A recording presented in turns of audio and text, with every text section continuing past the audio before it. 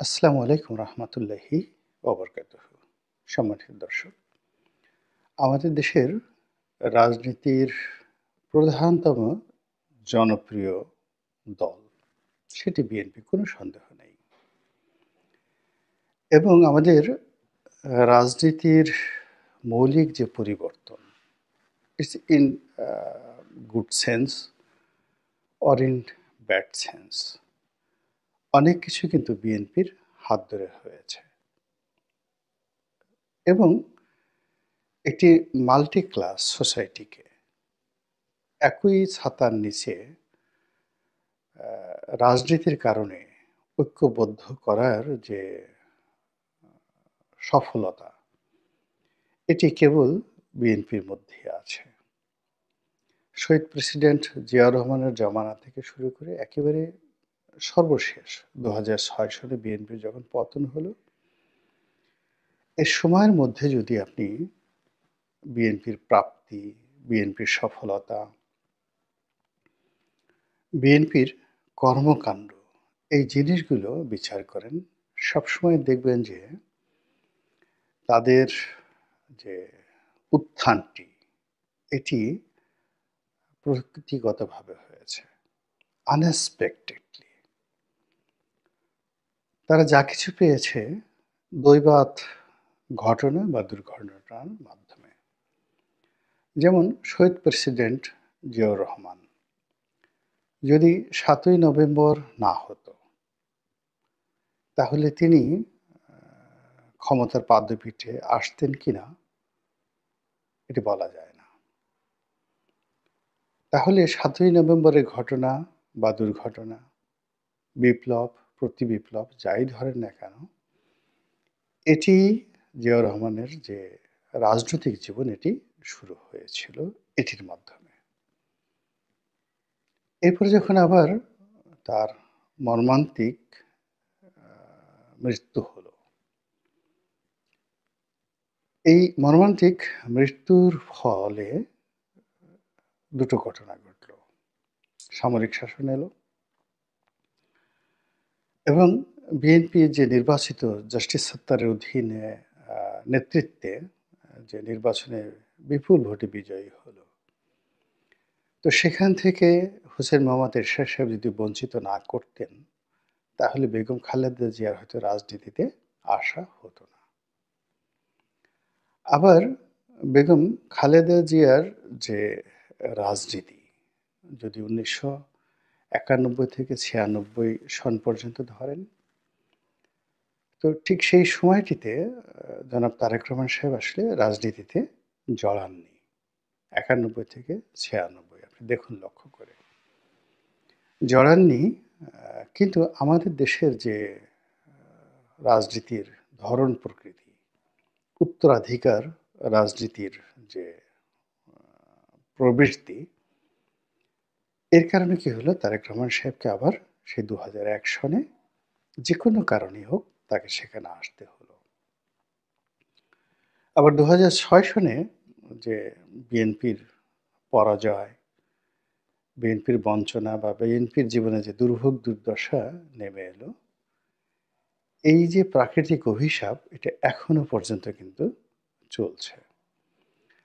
এবং তারেক রহমান সাহেব ডিফ্যাক্টো প্রধানমন্ত্রীর রূপে ২০০১ থেকে ২০০৬ সন পর্যন্ত যা কিছুই করেছেন, এর মধ্যে যত কল্যাণকরী কিছু থাকুক না কেন, এটি বিএনপির ভিতরে যারা লোকজন আছে তারাও এটি প্রকাশ্যে বলতে পারেন না।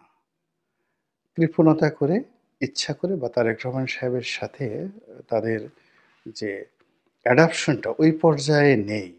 যেই কারণে তাকে নেতা মেনে দলের যারা সিনিয়র নেতৃবৃন্দ রয়েছেন, সর্বজন শ্রদ্ধেয় যারা আছেন, গ্রহণযোগ্যতা যাদের রয়েছে, তারা ঠিক from their heart, from their mind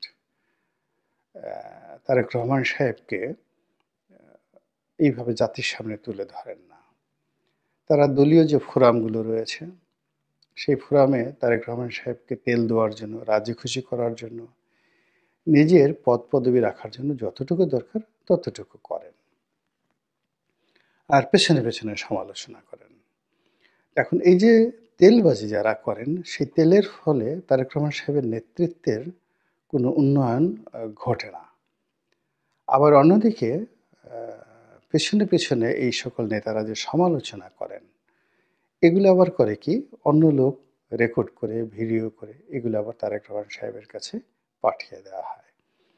ফলে রাজনীতির প্রতি তার যে আগ্রহ, নেতৃত্ব দেওয়ার যে আ ইচ্ছা, এই জিনিসটাও কিন্তু নষ্ট হয়ে যায়। ধীরে নষ্ট হয়ে যায়। তার ফলে কি হলো যে এই ২০০৬ থেকে আজ অবধি একদিকে আওয়ামী লীগের জুলুম, নির্যাতন, অন্যদিকে যে বাস্তব অবস্থা, সেই বাস্তব অবস্থার কারণে যে পরিবারতন্ত্র, আ আওয়ামী লীগে যেভাবে পরিবারতন্ত্র, তার কাউন্টার বিএনপিতে পরিবারতন্ত্র, তারপর জাতীয় পার্টিতে পরিবারতন্ত্র, সেই পরিবারতন্ত্রের জায়গাতে বিএনপি কেবলই অবদমিত হয়েছে, কেবলই হারিয়েছে। বেগম খালেদা জিয়ার শরীর স্বাস্থ্য অবনতি হয়েছে, বয়স হয়েছে এবং তাকে জেলে নিয়ে যে অমানসিক নির্যাতন করা হয়েছে, এর ফলে কি হলো? এই দৃশ্য দেখে তার পরিবারের যারা আপনজন ছিলেন, তাদের মধ্যেও আতঙ্ক, ভয় এবং রাজনীতিহীনতার একটা মানসিকতা চলে এসেছে।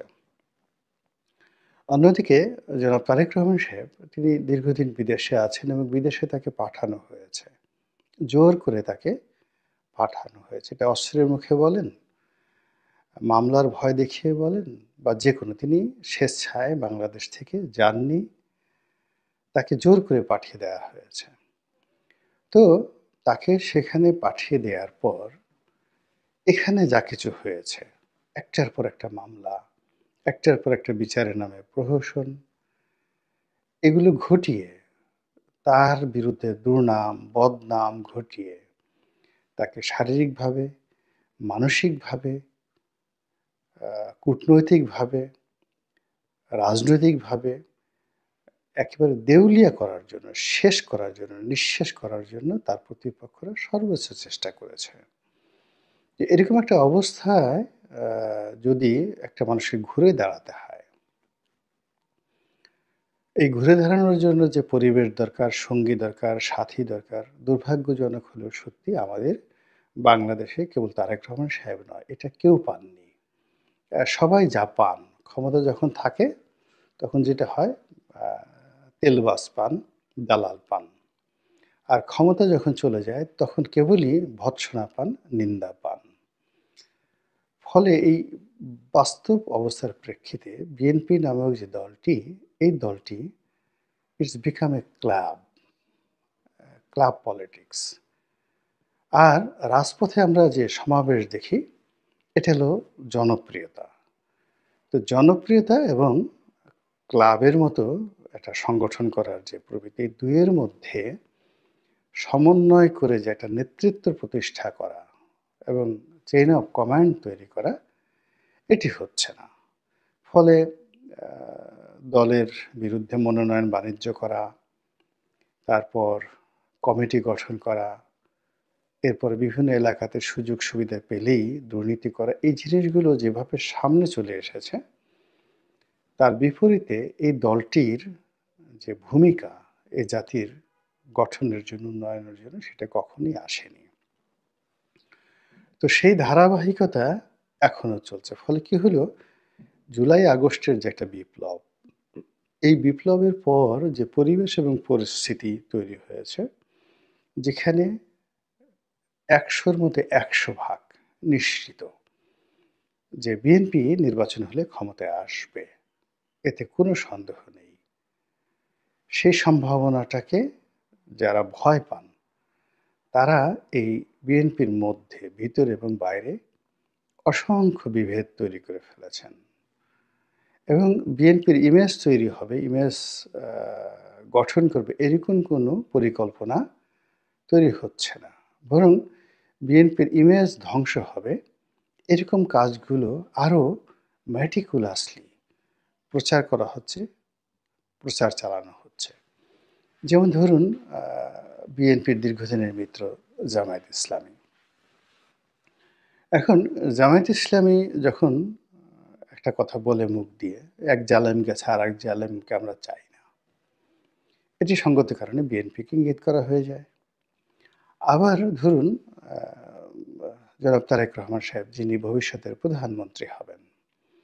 তো তার সঙ্গে সম্পর্ক থাকবে কার? ব্রিটিশ যারা সাবেক প্রধানমন্ত্রী, সেটা টনি ব্লেয়ার হতে পারে, ডেভিড ক্যামেরুন হতে পারেন।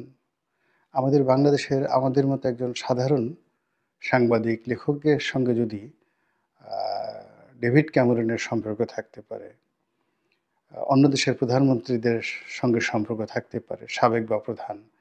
তাহলে তারেক রহমান সাহেবের যে বন্ধুত্বের যে লেভেলটা, সেই লেভেলটা যদি ঠিক ঐরকম পর্যায়ে না হয়ে তিনি যদি তার প্রয়োজনের জন্য তার দলের ইউনিয়ন পর্যায়ের নেতাকর্মী তাদের উপর নির্ভর করতে হয় কিংবা রাজপথের প্রেস ক্লাবের সামনে এই ছোট, ছোট মদন পার্টি যেগুলো আছে, সেই মদন পার্টিদের পেছনে যদি জনাব তারেক রহমানকে শ্রম ব্যয় করতে হয়, তাহলে তার এত বড় যে সংগঠন, এত বড় দল, এগুলো কেন আছে? কি করছে? ফলে কি হলো এই যে গত ১০০ দিনের মধ্যে এই জাতিকে চমক দেখানোর জন্য কোনো রাজনৈতিক কর্মকাণ্ড, নেতৃত্ব প্রতিষ্ঠা, তারপর আ দেশকাল জনপদে রাজনৈতিক কর্তৃত্ব প্রতিষ্ঠা করা এর একটাও বিএনপি কিন্তু করতে পারেনি। কিন্তু এই সময়ের মধ্যে প্রত্যন্ত অঞ্চলের যত রকম নেতিবাচক বদনাম হয়েছে রাজনীতিবিদদের, মানে আওয়ামী লীগের যে বদনামগুলো ছিল ঠিক সেই বদনামগুলো এখন সেনাবাহিনীর উপর আসেনি, পুলিশের উপর আসেনি, সমন্বয়কদের উপরে আসেনি, জামাতের উপর আসেনি। তারপর আ যারা আরো ছোট, ছোট রাজনৈতিক দল আছে তাদের উপর আসেনি। তাহলে কাদের উপরে এসেছে? এবং প্রত্যন্ত অঞ্চলে গিয়ে দেখেন যে তারা এখন বিএনপি সম্পর্কে কি বক্তব্য দিচ্ছে। ফলে কি হলো? মানে বিএনপি যদি ইলেকশন এখন হয়, এই দুর্বল একটা প্রশাসনের আন্ডারে। ফলে যারা বিএনপির মনোনয়ন পাবেন তারা কেউ কোনো কিছুর তোয়াক্কা করবেন না। ব্যালট বাক্স ভরা দরকার, সিল মারা দরকার।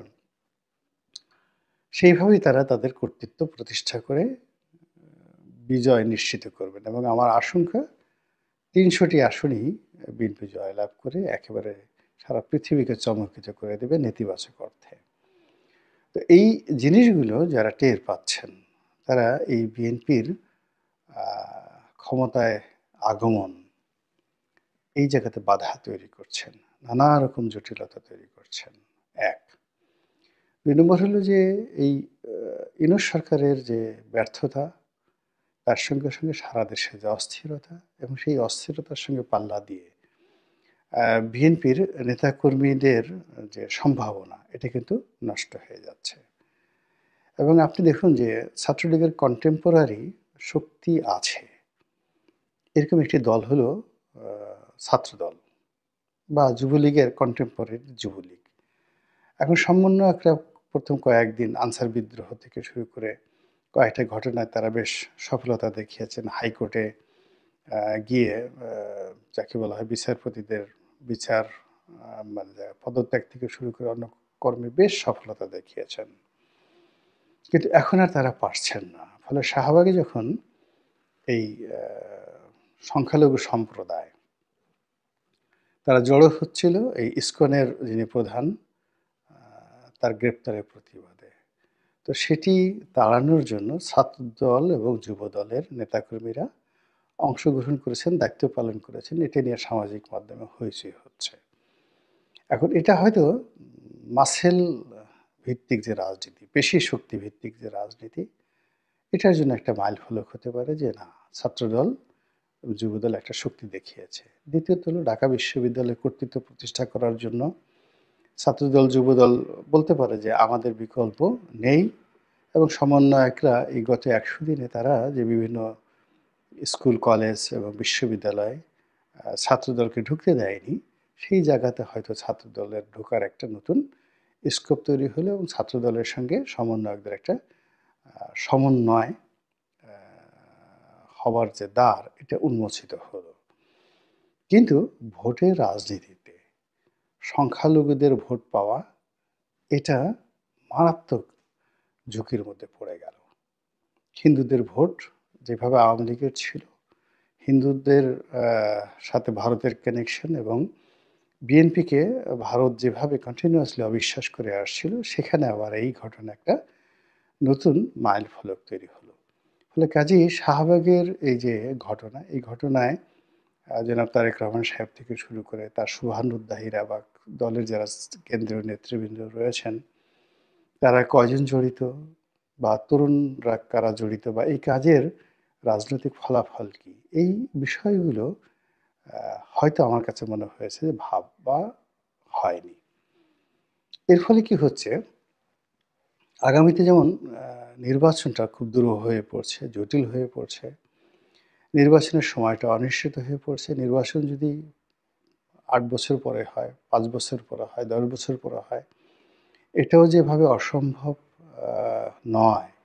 আবার এই নির্বাচন যদি জানুয়ারি, ফেব্রুয়ারি মাসে হঠাৎ করে ঘোষণা করা হয়, এটাও কিন্তু অসম্ভব কিছু নয়। আমরা এমন একটা অনিশ্চয়তার মধ্যে পড়েছি। সেই অনিশ্চয়তার মধ্যে কেউ বলছে আওয়ামী লীগ আবার ক্ষমতায় আসবে, কেউ বলবে শেখ হাসিনা বাংলাদেশে ঢুকে যাবে, কেউ বলছে শেখ হাসিনা জীবনেও আসতে পারবে না, আওয়ামী লীগ কোনোদিন রাজনীতিতে দাঁড়াতে পারবে না। সবাই বলছে নির্বাচন হলেই বিএনপি একচেটিয়া ক্ষমতায় চলে আসবে ইত্যাদি, ইত্যাদি অনেক কিছু। কিন্তু নির্বাচন কবে হবে? উই ডু নট নো, আমরা জানি না। যখন প্রায় সব ক্ষেত্রে অনিশ্চয়তা থাকে, তখন সেখানে আপনি আসলে কোনো নিশ্চয়তা খুঁজতে পারেন না। তো যখন এই যে একটা শুভ ফলাফল এলো এবং এটার ফলাফল এই ১০০ দিনের মধ্যে শুরুটা যার ভালো, শেষটাও তার ভালো। তো এই ১০০ দিনে যেমন ইনুস সরকার ব্যর্থ হয়েছে, এই ১০০ দিনে যেভাবে জামাত ব্যর্থ হয়েছে, তদ্রূপ এই ১০০ দিনের মধ্যে বিএনপির ব্যর্থতাও সীমাহীন। ফলে কি হচ্ছে, তারা বিভিন্ন সময়ে যে ঐতিহাসিক দুর্ভাগ্যের কবলে পড়েছে, সম্ভাবনা তাদের ছিল। কিন্তু সম্ভাবনাটা চলে গিয়েছে। আমার কাছে মনে হচ্ছে যে এই বর্তমান যে সম্ভাবনাটা তৈরি হয়েছিল গত ১০০ দিনে, এটা ক্রমশ বেড়েছে এবং আগামী দিনে এখন যেভাবে চলছে, কমার কোনো সম্ভাবনা আমি দেখছি না। যদি ব্যতিক্রম কিছু ঘটে, যে কয়জন খুশি হবেন তাদের মধ্যে আমি অন্যতম। আসসালামু আলাইকুম।